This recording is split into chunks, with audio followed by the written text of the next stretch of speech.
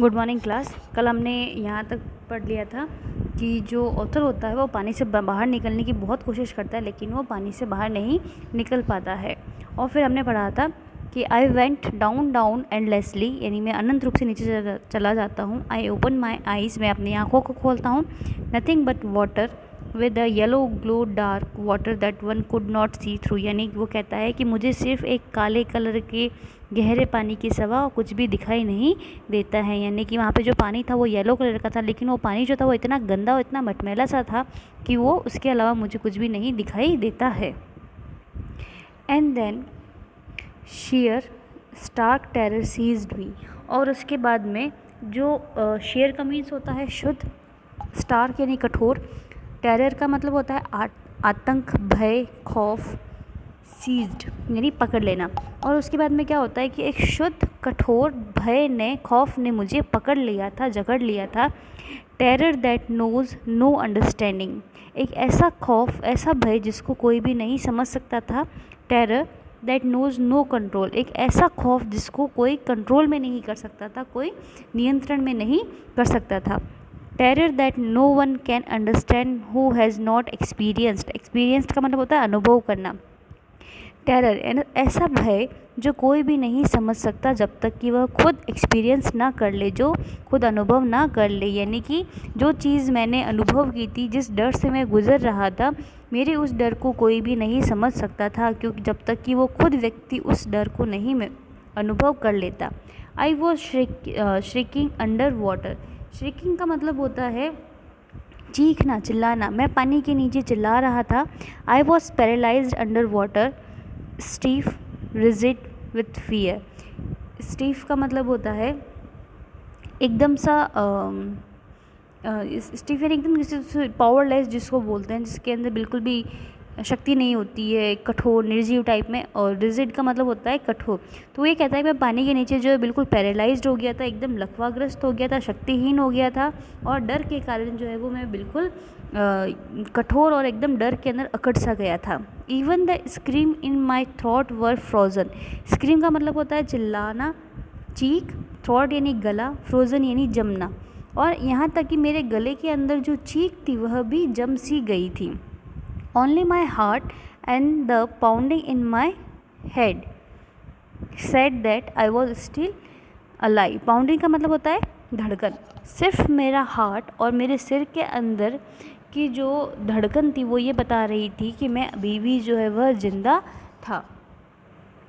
And then in the midst of the terror came a touch of reason, और तभी क्या होता है कि उस आतंक के बीच में, यानी जो मुझे जो भय था, मुझे जो खौफ था, उस खौफ के बीच में, मिड्स यानी बीच में, मुझे एक जो है वो विचार आया, एक वापस से वही एक चीज़ मुझे याद आई। I must remember to jump when I hit the bottom, और वो चीज़ उसको क्या याद आई थी कि जैसे ही वो बॉटम पे टच करेगा, पेंदे को टच करेगा, उसको ऊपर की तरफ जो है वो जंप मारना है। At last I fail the tiles under मी, और अंत में क्या होता है, फाइनली मैं मेरे पैरों के नीचे जो है वो टाइलों को टच कर सकता था, महसूस कर पा रहा था कि जो मेरे पैर है वह टाइलों को छू रहे हैं। My toes reached out, toe यानी पैरों की जो अंगुलियाँ होती है, as if the grip them, मेरे पैरों की जो अंगुलियाँ है वह पेंदे की ओर बढ़ रही थी, जैसे कि मान लो ऐसा लग रहा था कि वह टाइलों को पकड़ना चाहती है, ग्रैब यानी पकड़ना। आई jumped with everything I had, और जितनी मेरे अंदर ताकत थी उस ताकत के साथ में मैंने उसके ऊपर जंप किया, ऊपर की तरफ जंप किया। But the jump made no difference, लेकिन इस बार का जंप भी उसमें कोई डिफरेंस नहीं था, किसी तरह की कोई भिन्नता नहीं थी, वैसे ही था जैसे कि मैंने 2 जंप ऑलरेडी आगे में मार चुका था। The water was still around me, water अभी भी मेरे चारों तरफ था, मेरे आसपास अभी भी पानी था। I looked for ropes, ropes यानी रस्सी, लैडर का मतलब होता है सीढ़ी, वाटर विंग्स, मैंने अपने आसपास में रस्सी, सीढ़ी और वाटर विंग्स को ढूंढा, तलाश की कि कहीं हो तो मैं उन्हें पकड़ लूँ। नथिंग बट वाटर, लेकिन मेरे आसपास में कुछ भी नहीं था पानी के सिवाय।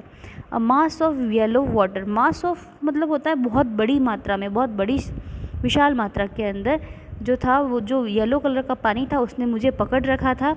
Stark terror look an even deeper hold on me, और ऐसा लग रहा था कि ये जो आतंक है, ये जो भय है, इसने और ज़्यादा जो है अपनी पकड़ है वो मेरे ऊपर बना ली थी।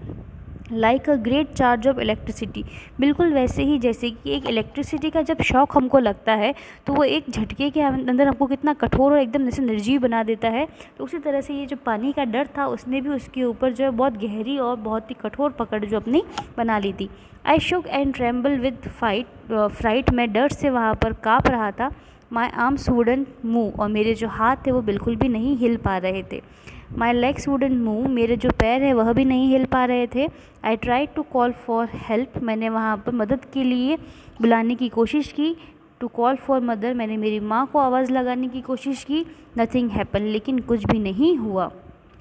And then strangely there was a light, और तभी क्या होता है, अचानक से वहाँ पर बड़े आश्चर्य की बात होती है कि वहाँ पर मुझे रोशनी दिखाई देती है, वहाँ मुझे उजाला दिखाई देता है।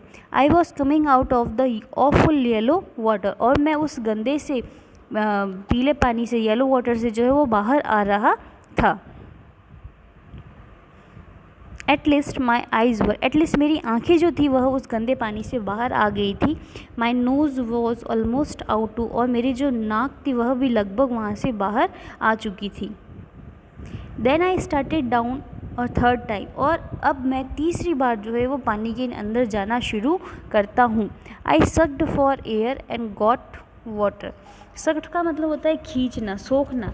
तो वो कहता है कि जैसे ही मेरा मुंह बाहर निकला 2 सेकंड के लिए, मुझे उजाला दिखाई दिया, तो मैंने क्या किया, हवा को लेने की कोशिश की, हवा को खींचने की कोशिश की, लेकिन हवा की बजाय मेरे मुंह के अंदर सिर्फ पानी ही आता है। The yellowish light was going out, और जो उजाला मेरे सामने था, जो पीली रोशनी मेरे सामने थी, वो वहाँ से गायब हो गई थी। देन ऑल एफर्ट सीज्ड यानी रुक जाना, और उसके बाद में जितने भी मेरे प्रयास थे वो सब रुक जाते हैं। आई रिलैक्स्ड, मैं थोड़ा सा रिलैक्स हो जाता हूँ, मैं थोड़ा ढीला पड़ जाता हूँ। Even my legs felt limp, और यहाँ तक कि मेरी जो पैर थे वो भी हल्के से ढीले से यानी कि बहुत ईजी महसूस कर रहे थे। And the blackness swept over my brain, और मेरे दिमाग के ऊपर एक कालापन सा जो था वह छा गया था। ब्लैकनेस यानी कालापन, स्वेप्ट यानी छा जाना।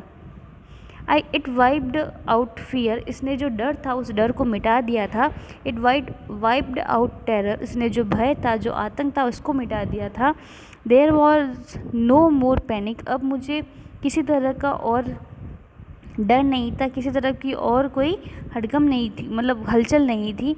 It was quite and peaceful, यहाँ पर बहुत ही शांति थी।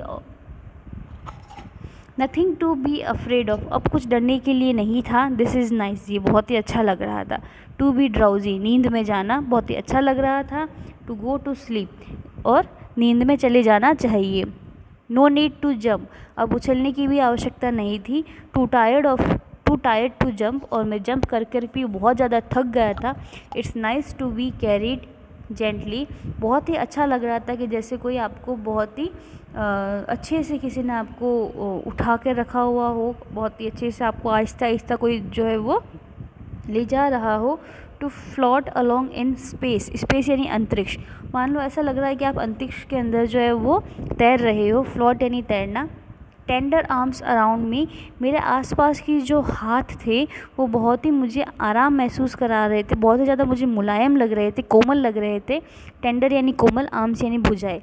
टेंडर आर्म्स लाइक मदर, और वो जो आर्म्स थे जो मुझे कोमल महसूस करवाए थे, मानो ऐसा लग रहा था कि मेरे आसपास में मेरे माँ के हाथ ही हो। Now I must go to sleep, और अब मुझे नींद में जाना ही होगा। तो ये सब उसको कब फील होता है, जब वो तीसरी बार नीचे जाता है। तो वहाँ पर क्या होता है, जब तीसरी बार नीचे चला जाता है तो वहाँ पर उसको कोई देख लेता है, और वो इंसान उसको बचाने के लिए पानी में जंप करता है। और जंप करने के बाद में जैसे ही वो उस ऑथर को लेकर के ऊपर की तरफ आता है, तो उसके जब ऑथर उसकी गोदी में होता है, तो उसकी गोदी के अंदर जब उसके जो हाथ होते हैं, तो उसके हाथ उसको उसकी माँ की तरह मुलायम लगते हैं, और उसको ऐसा लगता है कि अब उसको जंप नहीं करना है, क्योंकि कोई उसको बड़े ही धीरे धीरे जो है वो पानी से बाहर की तरफ ला रहा था। और जो ऑथर था वो बिल्कुल बेहोश होने वाला था, और वो ये कह रहा था कि अब मेरे को जंप भी नहीं करना पड़ रहा, क्योंकि मैं जंप करके बहुत ज़्यादा थक गया था और मुझे अब नींद आ रही थी। आई क्रॉस टू ऑब्लिवियन। ऑब्लिवियन का मतलब होता है उसकी जो विस्मृति होती है, उसकी जो याद होती है। तो वो ये कहता है कि मैं अपनी जो विस्मृति है, अपनी जो याद है, उसको भूलने की स्थिति में आ गया था। And the curtain of life fail, और मेरे जीवन का जो पर्दा है वह नीचे गिर गया था। The next I remember I was lying on my stomach beside the pool. अगली चीज़ जो मुझे याद है वह यह थी कि मैं पुल के पास में अपने पेट के बल लेटा हुआ था विद वॉमिटिंग, और मैं वहाँ पर उल्टियाँ कर रहा था। The chap that through, chap का मतलब होता है लड़का, थ्रू यानी फेंकना, मी इन वॉज सेइंग, जिस लड़के ने मुझे पानी के अंदर फेंका था वो वहाँ पर कह रहा था, बट आई वॉज ओनली फुलिंग, कि मैं तो सिर्फ वहाँ पर उसके साथ में मजाक कर रहा था। समवन सेड, लेकिन तभी वहाँ पर कोई और व्यक्ति बोला, उसने कहा द किड नियरली डाइड, कि यह बच्चा तो लगभग मर ही गया था। बी ऑल राइट नाउ, अब सब ठीक हो जाएगा। Let's carry him to the locker room, चलो इसको लेकर लॉकर रूम में चलते हैं। अब लॉकर रूम कौन सा होता है? लॉकर रूम का मतलब होता है जहाँ पर कपड़े चेंज किए जाते हैं। Several hours later I walked home, कई घंटों बाद में मैं घर जाता हूँ। I was weak and trembling, मैं बहुत ज़्यादा वीक था, मैं बहुत ज़्यादा काँप रहा था। आई शुक एंड क्राइड व्हेन आई ले ऑन माई बेड, जब मैं अपने बेड पे सो रहा था तब मैं वहाँ पर काँप रहा था और रो रहा था। I couldn't eat that night, उस रात मैं खाना भी नहीं खा पाया था। For days a haunting fear was in my heart, और कई दिनों तक ये जो डर था ये मुझे बार बार याद आता और मुझे इससे बहुत ज़्यादा डर लग रहा था। द स्लाइटेस्ट एक्सर्शन अपसाइड मी, और ये जो एक्सर्शन यानी का मतलब थकान, और स्लाइटेस्ट यानी थोड़ी सी, तो ये जो थोड़ी सी जो थकान मुझे हुई थी, इस थकान ने मुझे बहुत ज़्यादा अपसेट कर दिया था। Making me wobbly in the knees, और मानो ऐसा लग रहा था जो मेरे घुटने हैं वो बिल्कुल भी जर्जर, मेरे जो घुटने हैं वह बिल्कुल जर्जर अवस्था में पहुंच गए हैं, यानी कि मेरे जो घुटने थे वह भी कांप रहे थे। वॉबली यानी कंपल्सल या फिर जर्जर अवस्था। सिक टू माई स्टमक, और जो मेरा पेट था वह भी जो है वह बीमार हो गया था, क्योंकि मैं बार बार वॉमिट कर रहा था। इस कारण से जो मेरा स्टमक थे वो बहुत ज़्यादा कमज़ोर हो गया था। I never went back to the pool, उसके बाद मैं कभी भी पुल के ऊपर नहीं गया। आई फियर्ड वाटर, मुझे पानी से डर लगता था। I avoided it whenever I could, और जब कभी भी हो सकता था मैं पानी से दूर ही रहता था, मैं पानी को अवॉइड ही करता था। इसके आगे का कल पढ़ेंगे।